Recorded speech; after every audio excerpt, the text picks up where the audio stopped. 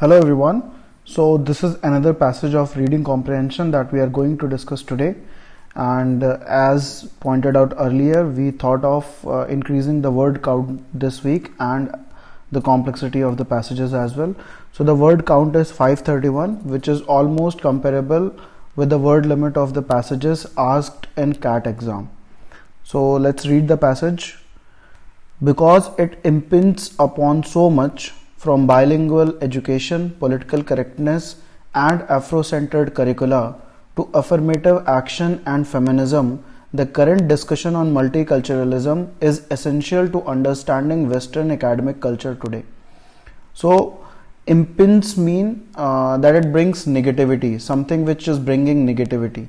So, this line says that because it brings so much of negativity, these are the things which are bringing negativity: bilingual education, political correctness, Afro-centered curricula, affirmative action, and feminism.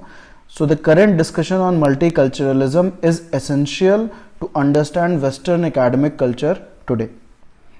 Charles Taylor's account for the development of multiculturalism out of classical liberalism traces it through changing conceptions of what he terms the politics of recognition. So here we are introduced with two set of ideas. One is multiculturalism and the another one is classical liberalism. So Charles Taylor says that multiculturalism developed from classical liberalism by changing the definition of recognition or the word recognition. Conceptions means the idea that we take or the meaning that we derive from. So he says that Charles Taylor says that multiculturalism has been derived from classical liberalism by changing the definition of word recognition. Deft as his historical account may be, any analysis of the motivations for multiculturalism solely in terms of recognition must remain fundamentally incomplete. Now you need to understand there are two things which are very important when we are reading a passage. One is what the author has said and the other one is what he has quoted. So in the first paragraph, if you see, so the first line is being said by the author. So he says that because it is bringing so much of negativity and everything, we need to understand multiculturalism, to understand Western academic culture. Then he quotes Charles Taylor's account. Then he again says his own views. Deft as his is referring to Charles Taylor. So the author says deft as his historical account may be. Deft means skillful and accurate and clever and everything. So his historical account must be very accurate and skillful and everything. He says, the author says, any analysis of the motivations for multiculturalism solely in terms of recognition must remain fundamentally incomplete. So author doesn't agree to Charles Taylor's definition of multiculturalism and his vision or his view that it is derived only by the changing definition of word recognition. In his analysis, so whose analysis? Charles Taylor's analysis. In his analysis are two central demands for recognition underlying classical liberal thoughts. So when Charles Taylor analyzed recognition, so he found out two demands. Underlying means something which is fundamental to something or is the basis of something. So he found out two central demands which were fundamental or the basis of classical liberal thought. What were those demands? The demand for the equal recognition of human dignity. So this was the first demand of liberalism, classical liberalism, and for recognition and respect of all human beings as independent, self-defining individuals. So these are the demands by classical liberal thoughts. Multiculturalism, according to Taylor, rejects both of these ideals and their political application in an official difference blind law. So author says that as per Taylor, multiculturalism rejects both the demands of classical liberalism and they reject it by issuing an official difference blind law which focuses on what is the same in us all. So you can see that classical liberalism work on bringing equality by understanding or focusing on what is same in everyone. So they demand equal recognition of human dignity, recognition and respect of all human beings as independent, self-defining individuals. So they are not focusing on change or difference, they are focusing on sameness.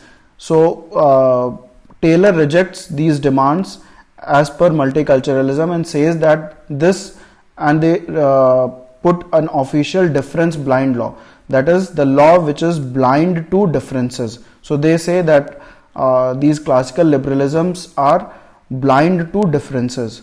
Instead means now what they are trying to do, it embraces laws and public institutions that recognize and even foster particularity, that cater to the well-being of specific groups.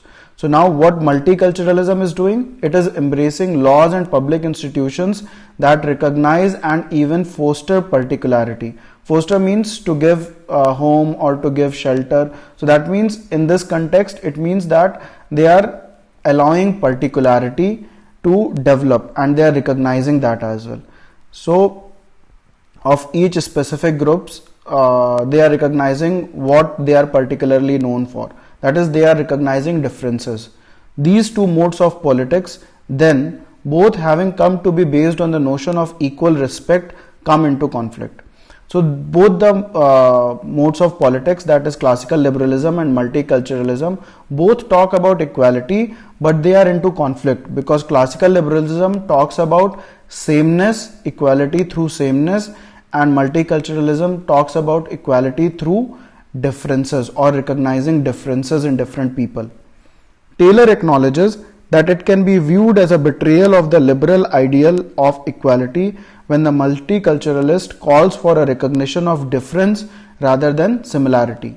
So they say, they agree that they are betraying liberal ideal of equality because they are recognizing differences rather than similarity, and seeks special treatment for certain groups such as Aboriginal hunting privileges or the distinct society of Quebec. So he has given a few examples as well that how they are recognizing differences. So they are recognizing differences by asking special treatment for Aboriginal hunting privileges or the distinct society of Quebec. However, he plausibly argues that to recognize only sameness is to fail to recognize much that is necessary for real recognition, since we are all cultured individuals with personal histories and community ties. So Taylor acknowledges that they are betraying, but he says, he plausibly means rationally and probably. So he argues, Taylor argues that though they are betraying liberal ideal of equality, but that is correct, because to recognize only sameness is to fail to recognize much that is necessary for real recognition. So he says that this betrayal was necessary, this betrayal was rational, since we are all cultured individuals with personal histories and community ties. So we are all different individuals and we cannot be bound by sameness. Still, Taylor does not stray far from classical liberalism, insisting that multiculturalism be able to offer adequate safeguards for fundamental rights. So Taylor is not straying too much away from liberalism. Taylor is not saying that we are totally against liberalism. He still agrees that multiculturalism should offer adequate safeguards for fundamental rights of every individual. The more extreme forms of multiculturalism, which Taylor disavows, commit the crucial error of reducing all ethical and normative standards to mere instruments of power, because in doing so, any distinctly moral argument for these positions become absurd. So he is explaining this as well, that Taylor disavows extreme form of multiculturalism. As we can see that he is not straying too far from classical liberalism. So he still wants to safeguard fundamental rights. He says that when this multiculturalism or these instruments are mere instruments of power, then this all exercise, the all fight, the all struggle that they are doing becomes absurd, because then they are not doing it in the correct way. They are following the extreme forms of multiculturalism, which may not safeguard fundamental rights of everyone. Though Taylor seems correct to reject this diminution means declining or diminishing. So when we are diminishing anything, so he says that when you are diminishing your process by following extreme forms of multiculturalism, then you are doing not correct. So Taylor seems correct to reject this diminution. He is wrong to think that the recognition model alone can sufficiently account for the demands made by various minority groups for both the promotion of discrete cultural identities and the transformation of the dominant culture. So this is the statement made by the author again, and author is rejecting Taylor's idea of recognition, as he has rejected earlier as well. So he says that he is correct to reject this diminution, but he is wrong to think that recognition alone can handle the fight of these societies or the fight of these individuals. So he says that he's wrong to think that the recognition model alone can sufficiently account for the demands made by various minority groups for the promotion of discrete cultural identities and the transformation of the dominant culture. So the fight of these minority groups for their individual cultural identities and the transformation of the dominant culture. So the culture that is currently in society via classical liberalism, where the dominant culture is in work or in play, these minority groups are trying to transform that. For what many in these groups desire is much more than mere recognition or approval. So now author is saying that these groups do not desire only recognition or approval. It is the power to more effectively and independently control their own destinies. So they want to form their own destiny. They don't want to be run by the dominant culture. They don't want just recognition. They want some independence as well. They want independence. They want that power to independently control their own destinies.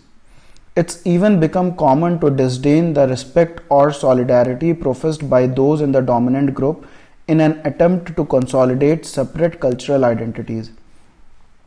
So this has become very common to disdain the respect or solidarity professed. Professed means something which they think that they have, or which may not be true. So the dominant group thinks that they have respect and solidarity, and this has become very common to disdain. Disdain means something which we do not agree to, or we feel that the respect, they do not deserve that kind of respect. How Taylor misses this fact is not clear, since even his favorite example of Kubik's distinct society becomes a case in which the primary function of the demand for recognition is to acquire the power necessary for those within to maintain, promote, and even enforce their way of life. So author is puzzled. Author is again critically examining Taylor's idea that how is Taylor missing these things, that these minority groups are not respecting the solidarity and respect that is professed by the dominant group, and the example given by Taylor himself of Kubik's distinct society, they do not want only approval or recognition, they want the power for which to maintain, promote, and even enforce their way of life. Taylor understands that the Kubikois want more than to merely preserve their culture or to have others appreciate it. So Taylor knows, as per the author, Taylor understands that the example that he has given of Kubik's society, they want more than just to preserve their culture or to have others appreciate it. That is more than recognition or approval. They want independence as well. They also want to create a dynamic, autonomous society in which future generations will participate as part of a common project, as we have discussed already. Unfortunately, He does not consider how this fact undercuts the notion of recognition as an adequate lens through which to view their project.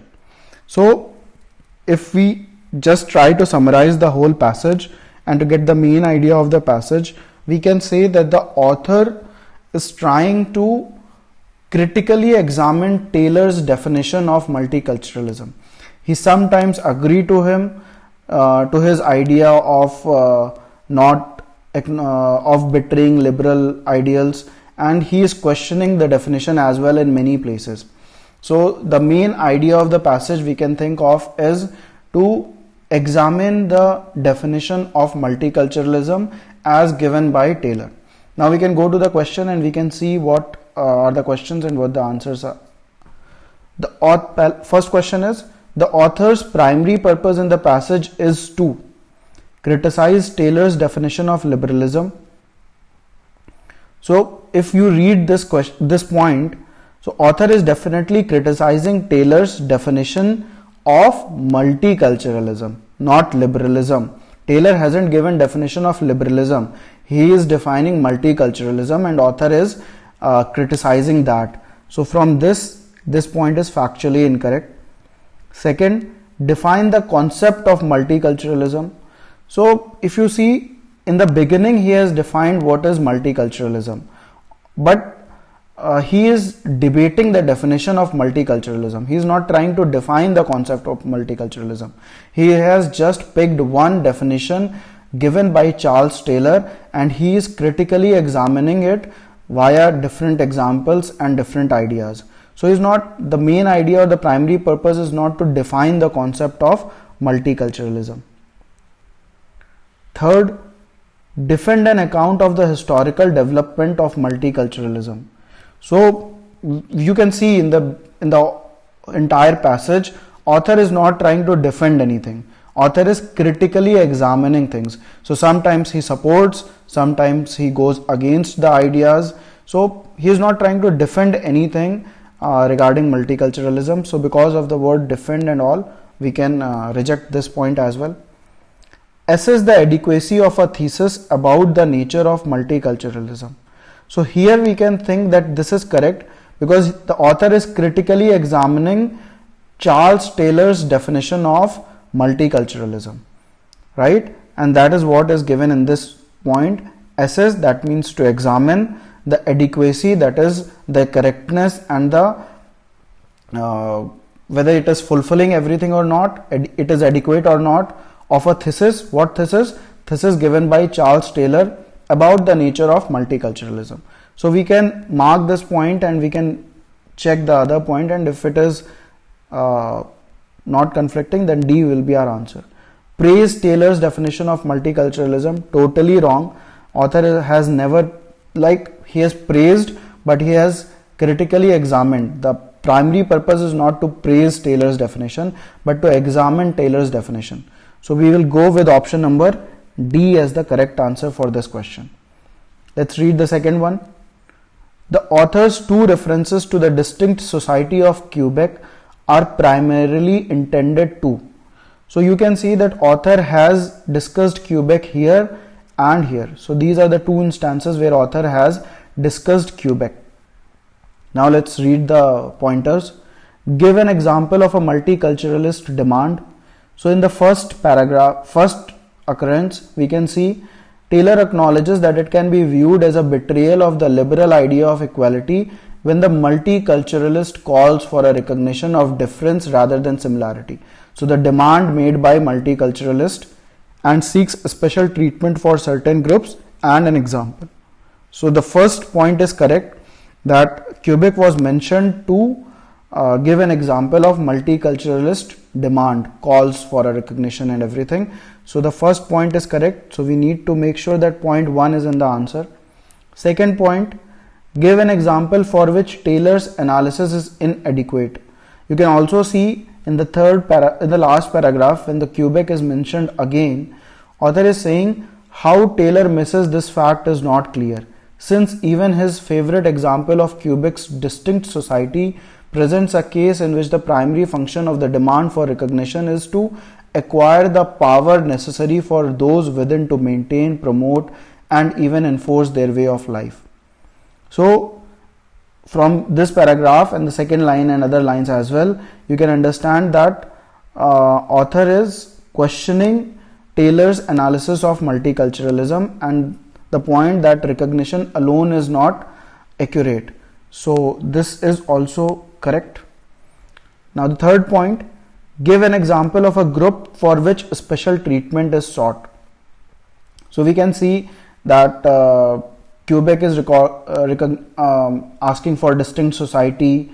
Quebec is asking for special treatment. So we can say that this was also mentioned because you can see they also want to create a dynamic autonomous society in which the future generations will participate as part of a common project. So there are so much which Quebec is asking. So give an example of a group for which special treatment is sought. So in the first one, multiculturalist demand, and in the third one, they have given example of a group which is asking for a special treatment. So all three are correct, and that because of that we'll go for option number D. Now let's go to the third question. So it says, which of the following can most reasonably be inferred from the passage about the author's attitude towards the two classical liberal ideas of equality mentioned in the passage? So what do you think author says about these classical liberal thought? So if you read the statements given by the author,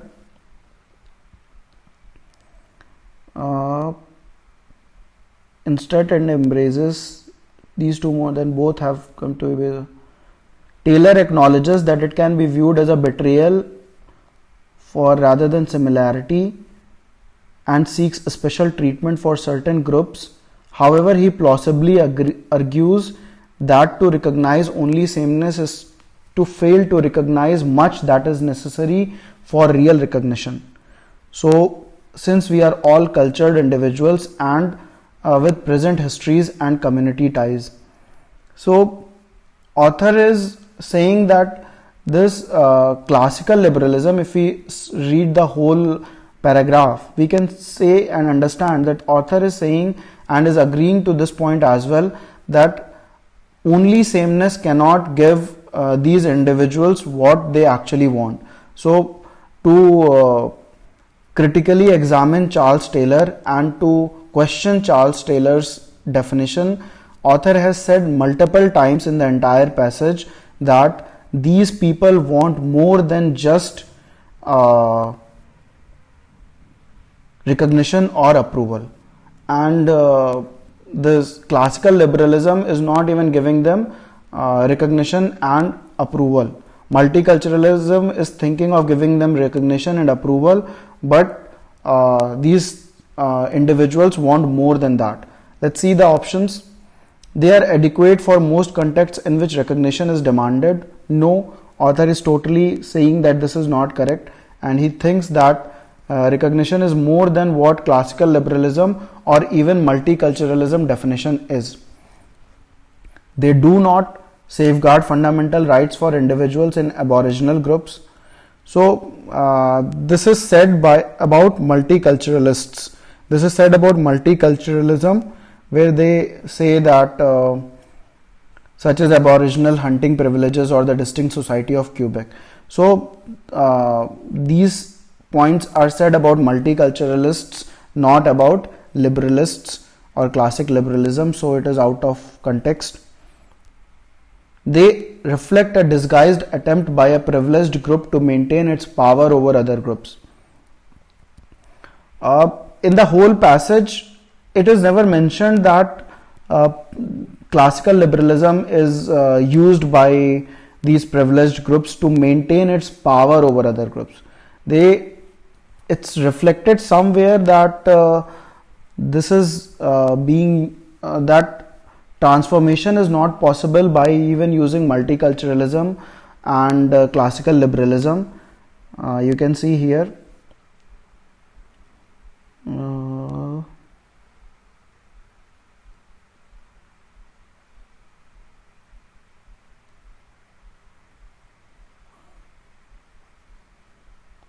So in the first, if we see here somewhere, they have said, yeah.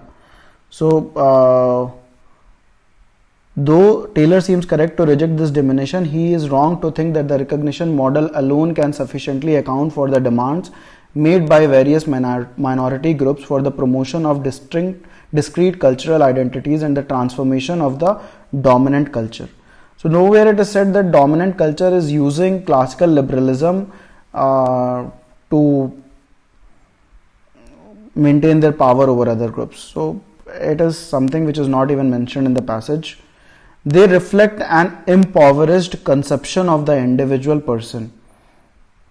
So this we can think as correct option, because if you read it, classical liberalism is just recognizing through sameness. So they are not giving this individual person any empowerment to be different, to do what they actually want to do, to effectively and independently control their own destinies. So this is not provided by classical liberalism. So we can say that they reflect an impoverished conception of the individual person. So it may be the right one.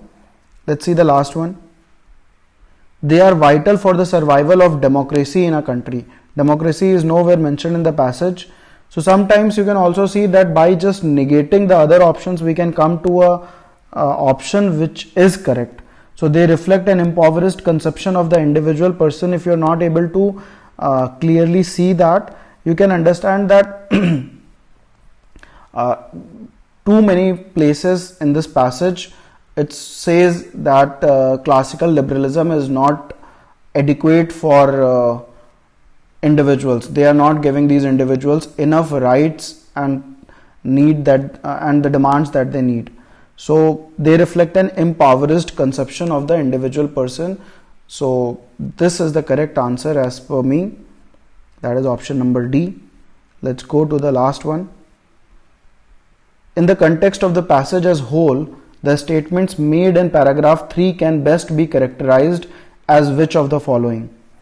So in paragraph 3, that is 1, 2 and 3, Taylor acknowledges that it can be viewed as a betrayal of the liberal ideal of equality when the multiculturalist calls for a recognition of difference.